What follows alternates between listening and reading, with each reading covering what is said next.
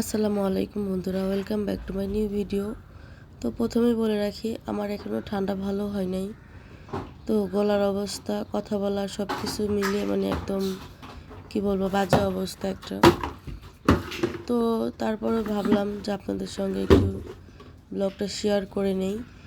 তো এই যে দেখেন, শত ব্যস্ততার মাঝেও বাচ্চাদের জন্য পুষ্টিকর খাবার ঝটপট যেভাবে রান্না করা যায় আর কি, আমি রান্না করে থাকি। তো আসলে অনেক কাজ বাসায়, এখন আমার ঠান্ডা জ্বর, তারপর আবার মেশিনের কাজ, সারাদিন দুইটা বাচ্চাকে নিয়ে একা একা দেখা যায় কি অনেক কষ্টই হয়ে যায়। তো ভাবলাম আসলে সেই ইফতারির আগে আগে আমাদের বাসায় কাজ করতে করতে সময়ও ছিল না আমার হাতে। তো ভাবলাম ঝটপট বাচ্চাদের জন্য পুষ্টিকর একটা খাবার রান্না করে ফেলি, যেটা আমরাও নিজেরাও খাবো, দেন বাচ্চারাও খাবে। তো ওই যে দেখেন, ডিম দিয়ে আর কাঁচা কলা, দুইটারই তো অনেক পুষ্টি। আর কাঁচা কলার কথা তো কি বলবো বলেন। তো যাই হোক, এজন্য আর কি বাচ্চাদের জন্য নিজেদের জন্য রান্না করে ফেললাম আমি এই খাবারটা, কাঁচা কলা দিয়ে ডিম দিয়ে। তো এই যে আসলে যে খাবারটা আমরা খাই ওইটা বাচ্চাদেরকেও দিয়ে থাকি সব সময়। কেননা আমি যে খাবারটা খাই, আমার হাজব্যান্ড যে খাবারটা খায়, আমার বাচ্চারাও ওই খাবারটা খেতে খুবই স্বাচ্ছন্দ্য বোধ করে, বা ওরা ভাবে যে ওইটা বাবা মাও খাচ্ছে, আমরাও খাবো। তো যাই হোক, ইফতারির আগে আগে আসলে এই যে ইফতারি করতেছিলাম এখন, তার কারণ আমরা হচ্ছে যে নামাজ শেষ করে ইফতারিটা করি।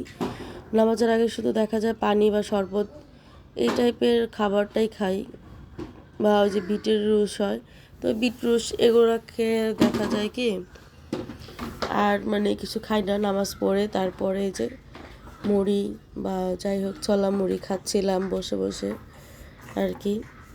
তো আসলে নামাজের আগে এতটা সময়ও থাকে না যেগুলি খেয়ে তারপরে নামাজে যাব, কেননা মাগরিবের নামাজটা তাড়াতাড়ি পড়তে হয়। তো আমরা নামাজ পড়েই তারপরে দেখা যায় ছোলা মুড়ি যাই খাই, কিছু ভাতটা যাই খাই, ভাত খাই ছোলা মুড়ি খাই, তারপরে দেখা যায় আস্তে আস্তে খেতে থাকি।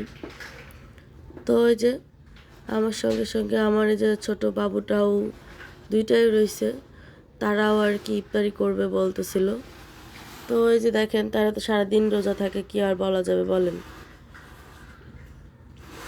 আমার চেয়েও তাদের তাড়াতাড়ি বেশি থাকে খাওয়ার সময়, যে দেখেন কিন্তু কিছুই খাবে না, তারা আমাকেই খাওয়াই খাওয়াই দিবে আর কি। তো যাই হোক, এই যে খাবার শেষে আবার মেশিনে বসতে হবে, কি আর করার। তো এরই ফাঁকেই দেখাই আমার বাবুরা কি করতেছে, দেখেন এই যে তারা পড়াশোনা করতেছে, যে ছোটটা পড়াশোনা করতেছে। আসলে এটা একটা অভ্যাস, পড়াশোনার মাত্র কিছুই না, এখন ওরা কিছু বোঝেই না, কেননা 1.5 বছর আর 3 বছর বয়স, কী বা বুঝবে। তো তারপর আর কি এটা একটা অভ্যাসের জন্য আর কি বই নিয়ে বসে রাখা। তো ওই যে ওদের পড়াইতে পড়াইতে আবার চলে আসলাম আমার সেলাই মেশিনের কাজে। আসলে এক কাজ নিয়ে থাকলে তো হবে না, এখন রাত্রি অনেক, আস্তে আস্তে অনেক রাত হয়ে যাচ্ছে। তো আমারও সময় নেই, আমরা বাড়ি চলে যাব। তো তাড়াহুড়াই করতেছিলাম যে মেশিনের কাজটা শেষ করে নিই। তো এর মধ্যে আপনাদেরকে দেখিয়ে দিলাম কিভাবে সালোয়ারে সহজ করেই প্যান্টের আপনারা রাবার লাগাইতে পারবেন। তো এই যে দেখেন আমি কিভাবে সহজে রাবারটা লাগিয়ে ফেললাম। আপনারা যদি সুন্দরভাবে দেখেন, মনোযোগ দিয়ে দেখেন, তাহলে এর মতো সহজ আমার মনে হয় না রাবার লাগানো আছে। কেননা যারা একটু মোটা বা যারা একটু হেলদি টাইপের, তাদের জন্য এইভাবে লাগানোটাই বেস্ট আমি মনে করি। তার কারণ যাদের মাজার সাইজ আর প্যান্টের যে কাপড়ের মাজার যে একটা, ওইটা দেখা যায় একটু লুজ পড়তে হয়। তো রাবারের সঙ্গে যদি প্যান্টের কাপড়ের মাজাটা যদি দেখা যায় আপনার বড় হয়ে যায়, সেক্ষেত্রে যেভাবে লাগাইতে হয় আর কি, যে আমি লাগাই ফেললাম। তো আমি লাগানোর আগেই মুড়িটা সেলাই করে নিচ্ছিলাম, তাহলে আমার সহজ হবে। যে কারণে আর কি সহজ করার জন্য কাজটাকে আমি আগে পুরো প্যান্টের যে মাজার কাপড়ের যে মুড়িটা, তো ওইটাকেই আমি আগে সেলাই করে নিচ্ছিলাম। তো আপনাদেরকে আমি পুরোটাই দেখাবো, আসলে ভিডিওটা অনেক লং হয়ে যাবে। তারপরও আমি আপনাদেরকে পুরো যে আমার যে মেশিনের যে আমি কাজ করলাম, প্যান্টের কাপড়টা কিভাবে লাগালাম, আমি শুধু ওইটাই আপনাদেরকে শেয়ার করব, যেন আপনারা যারা নতুন আছেন বা যারা পারেন না তাদের শেখার জন্য।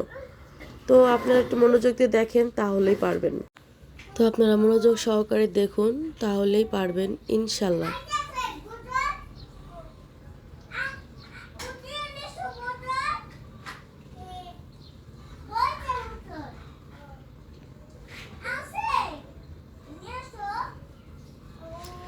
আমার মুড়িটা সেলাই করা হয়ে গেছে। এখন আমি এই যে রাবারটা দেখেন কিভাবে দেই। আসলে মুড়িটা রেখে আমি রাবারটা দিব ঠিক ওই মুড়ি যেখানে আমি সেলাইটা দিয়েছিলাম একদম ওই সেলাইটার উপর দিয়ে আমি সেলাই দিব, আর রাবারটাকে আমি মাঝখানে রাখবো। তার কারণ আমার আবার রাবারটা টান দিতে হবে, যখন আমি সেলাই করব তখন টেনে টেনে আমার সেলাইটা দিতে হবে, কমপ্লিট করতে হবে। তো আপনারা দেখেন আসলে আমি কিভাবে লাগাই। আমাকে অনেকেই বলে যে কিভাবে রাবারটা লাগায়, শুধু আমি ভাবলাম ওই জন্য যে সবাই আসলে দেখা যায় কি পারে না, তো দেখলে পারে দেখা যায় কি কেউ পারে বা সহজভাবে আর কি দেখাই দিলাম, চেষ্টা করলাম। জানি না কার কেমন উপকারে আসবে আমার এই সেলাইটা। তো কি বলবো বলেন, আসলে দেখেন আপনি কিভাবে লাগাইলাম।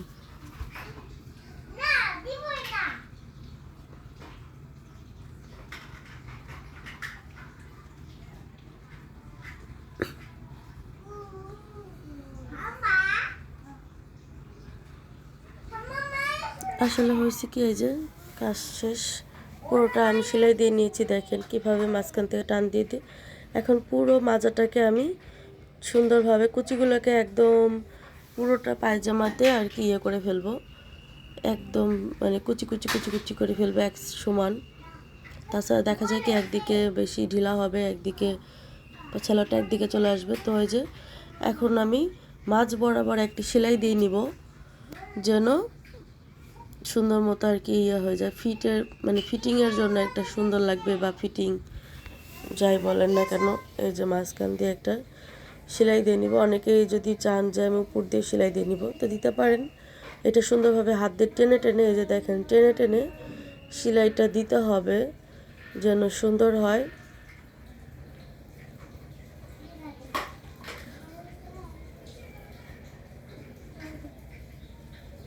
দেখেন আমার সালোয়ারের রাবারটা লাগানো কত সুন্দর হচ্ছে।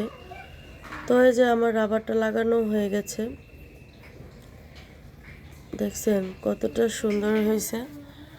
একদম বাসায় আপনারা বানিয়ে ফেলুন টেলার্সের মতো করেই। তো আসলে শিখে গেলে দেখা যায় কি কিছুই না।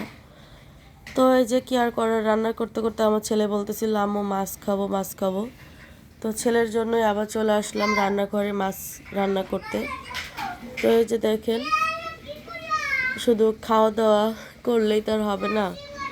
আসলে বাচ্চাদেরকে নিয়ে আমরা যখন রাত্রে ঘুমাই, ঘুমানোর আগে দেখা যায় আমাদের অনেক দায়িত্ব থাকে, যেগুলো অনেক ডিসিপ্লিন মেনে চলতে হয়। তো তার মধ্যে এই যে একটা, আমি যেমন ব্রাশ করি দাঁতটা, আমি আমার বাচ্চাদেরকেও দাঁতটা ব্রাশ করাই প্রতিদিন ঘুমানোর আগে।